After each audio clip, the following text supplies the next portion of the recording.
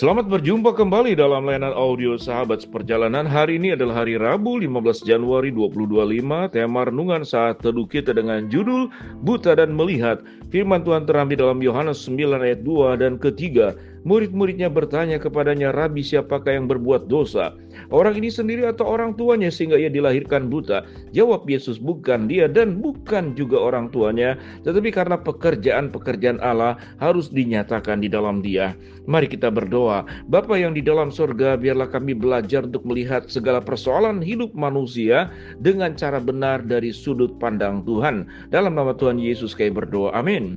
Shalom sahabat perjalanan yang dikasihi Tuhan. Tatkala kita melihat orang sakit, orang yang mengalami sebuah musibah, lalu kita mengatakan ini jangan-jangan karena dosa orang tersebut, atau dosa orang tuanya, atau dosa turun-temurun dari nenek moyangnya, atau ini adalah sebuah hukum yang terjadi kepada keluarga tersebut.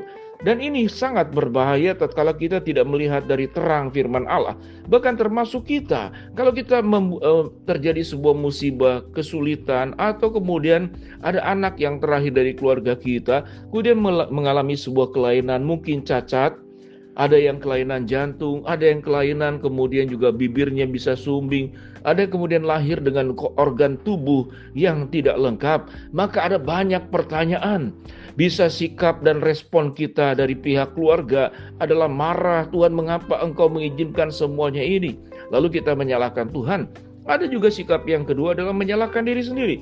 Jangan-jangan aku banyak dosa, atau keluargaku, atau Tuhan sedang menghukum aku. Tetapi kalau kita belajar kebenaran firman Allah dari Yohanes pasal 9, ayat yang pertama sampai dengan ayat yang selanjutnya, ayat yang kedua dan ketiga, Yesus menjawab, murid-muridnya bertanya kepadanya, "Rabi, siapakah yang berbuat dosa, orang ini sendiri atau orang tuanya sehingga ia dilahirkan buta?" Kita melihat murid-muridnya sendiri yang dekat dengan Yesus juga punya pemahaman ternyata yang keliru. Sekalipun bertanya, tetapi murid-muridnya ada sebuah pemahaman. Kalau orang mengalami sebuah cacat, mengalami sebuah penyakit tertentu, jangan-jangan karena dosa dia dan Tuhan menghukum, atau dosa orang tuanya, atau dosa kakeknya. Tetapi apa jawaban Tuhan Yesus? Jawab Yesus, bukan dia, bukan juga orang tuanya, tetapi karena pekerjaan-pekerjaan Allah harus dinyatakan di dalam dia. Ayat keempat, kita harus mengerjakan pekerjaan dia yang mengutus aku. Selama hari masih siang, aku akan datang malam, di mana tidak ada seorang pun yang dapat bekerja. Selama aku di dalam dunia, akulah terang dunia. Setelah ia mengatakan semuanya itu, ia meludah ke tanah dan mengadukan ludahnya itu dengan tanah, lalu mengoleskannya pada mata orang buta itu. Dan berkata kepadanya, "Pergilah, basuhlah dirimu dalam kolam Siloam." Siloam artinya yang diutus. Maka pergilah orang itu membasuh dirinya, lalu kembali dengan matanya sudah melek. Tetapi tetangga-tetangganya, mereka yang dahulu mengenalnya sebagai pengemis, berkata, "Bukankah dia ini yang selalu mengemis?" Ada yang berkata, "Benar, dialah." Ada pula yang berkata, "Bukan, tetapi ia serupa dengan dia." Orang itu sendiri berkata, "Benar, akulah itu." Kata mereka kepadanya, "Bagaimana matamu bisa menjadi melek?" Jawabnya, "Orang yang disebut Yesus itu mengaduk tanah, mengoleskannya pada mataku, dan berkata kepadaku, 'Pergilah ke Siloam dan basuhlah dirimu.' Lalu aku pergi. Setelah aku membasuh diriku, aku dapat melihat." Lalu mereka berkata kepadanya, "Di manakah dia?" Jawabnya, "Aku tidak tahu." Lalu mereka membawa orang-orang yang tadinya buta itu kepada orang-orang Farisi. Adapun hari waktu Yesus mengaduk tanah dan memelekkan mata orang itu adalah hari Sabat. Karena itu orang-orang Farisi pun bertanya kepadanya, "Bagaimana matanya bisa menjadi melek?" Jawabnya, "Ia mengadukan tanah pada mataku, lalu aku membasuh diriku dan sekarang aku dapat melihat." Maka kata sebagian orang-orang Farisi itu, "Orang ini tidak datang dari Allah, sebab ia tidak memelihara hari Sabat." Sebagian lagi berkata, "Bagaimana mungkin seorang berdosa dapat membuat mujizat yang demikian?" Maka timbullah pertentangan di antara mereka. Dari ayat yang kita baca ini, kita melihat ada banyak sikap-sikap dari pihak orang Farisi melihat Yesus sebagai pelanggar daripada hukum Sabat. Tetapi ada sebagian orang melihat bagaimana mungkin orang berdosa bisa melakukan mujizat dan menyembuhkannya. Di dalam satu peristiwa yang namanya orang buta dan kemudian mengalami kebutaan, punya sudut pandang berbeda. Sudut pandang pertama, murid-murid menganggap ini adalah karena dosa dia atau mungkin orang tuanya. Ada yang sudut pandang ini pelanggaran dari orang Farisi. Ada yang punya sudut pandang berbeda. Bagaimana mungkin orang berdosa bisa melakukan mujizat dan menyembuhkan orang buta dan kemudian melihat. Ayat 17, lalu kata mereka kepadanya orang buta itu, dan engkau apakah katamu tentang dia, karena ia telah memelekkan matamu?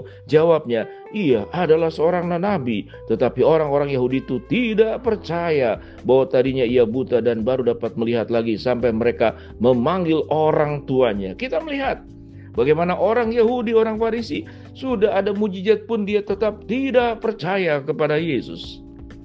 Sementara orang buta yang mengalami sebuah mujizat dan kesembuhan di dalam Tuhan Yesus, apalagi dia mengatakan dia adalah seorang nabi. Menyebut seorang nabi adalah sebuah bagian yang sangat penting, mengakui Yesus adalah berasal dari Allah. Sekalipun dia tidak punya konsep yang lebih mendalam tentang Kristus sendiri, adalah Allah itu sendiri. Sampai titik sini, marilah kita belajar melihat setiap masalah hidup, baik musibah, baik sakit, penyakit, jangan mengambil kesimpulan yang di luar kebenaran firman Allah. Ada yang mengambil kesimpulan jangan-jangan dosa dia atau dosa orang tuanya. Ada yang mengambil kesimpulan, wah ini tidak mujizat, ini bukan karena oleh Tuhan kesembuhannya, atau ini kesembuhan yang pura-pura. Ada orang yang kemudian masih bertanya, bimbang, melihat persimpangan-persimpangan perbedaan pendapat. Di dalam segala hal pada prinsipnya, sahabat seperjalanan, hidup kita harus dipimpin oleh terang kebenaran firman Allah. Setiap musibah yang terjadi, firman Tuhan berkata, supaya perbuatan dan pekerjaan-pekerjaan Allah dinyatakan di dalam dia. Apa inti yang kita dapat pelajari daripada peristiwa ini? Bahwa Tuhan tidak pernah memberikan sesuatu yang buruk kepada kita. Dan Tuhan tatkala melakukan segala sesuatu yang baik itu berasal dari Dia. Setiap kesembuhan berasal dari Dia. Setiap pemulihan berkat yang terbaik berasal dari Dia. Iblis tidak bisa melakukan apapun, apalagi manusia pun tidak bisa melakukan. Satu adalah penggoda untuk berbuat dosa. Dan kita manusia sebagai pribadi yang jatuh di dalam dosa. Dosa bisa merusak segala sesuatu, badan bisa sakit. Jadi penyebab segala sesuatunya ada karena ketidaktaatan dan keberdosaan. Pelajaran yang kita mau ambil adalah jangan buru-buru menilai segala sesuatu, tetapi belajar melihat dari terang kepada firman Allah. Kalau kita punya problem dan masalah, memang karena ada dosa, itu dua bagian berbeda. Dosa butuh pengakuan, dosa butuh pertobatan, dosa harus ditinggalkan. Tapi sakit penyakit adalah bagian di mana pekerjaan Allah dinyatakan, kebaikan Allah dinyatakan, mujizat Allah dinyatakan, kuasa Allah dinyatakan. Mari kita belajar hidup dengan dua sikap. Kalau kita punya dosa, mari kita berjuang hidup menjadi lebih baik dan benar. Kalau kita menghadapi peristiwa yang buruk, jangan menyalahkan siapapun, tapi melihat dari kacamata Tuhan.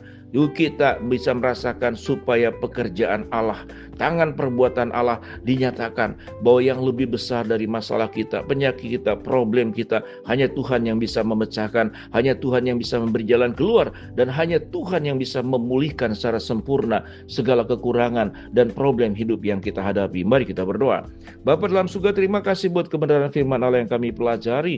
Hamba-Mu berdoa buat sahabat seperjalanan yang sakit, Tuhan jamah sembuhkan. Sahabat seperjalanan yang sedang menghadapi masalah, Tuhan bukakan jalan. Sahabat seperjalanan yang sedang berdoa mengharapkan sesuatu, Tuhan kabulkan dengan cara dan waktu Tuhan yang terbaik. Di dalam nama Tuhan Yesus kami berdoa. Amin.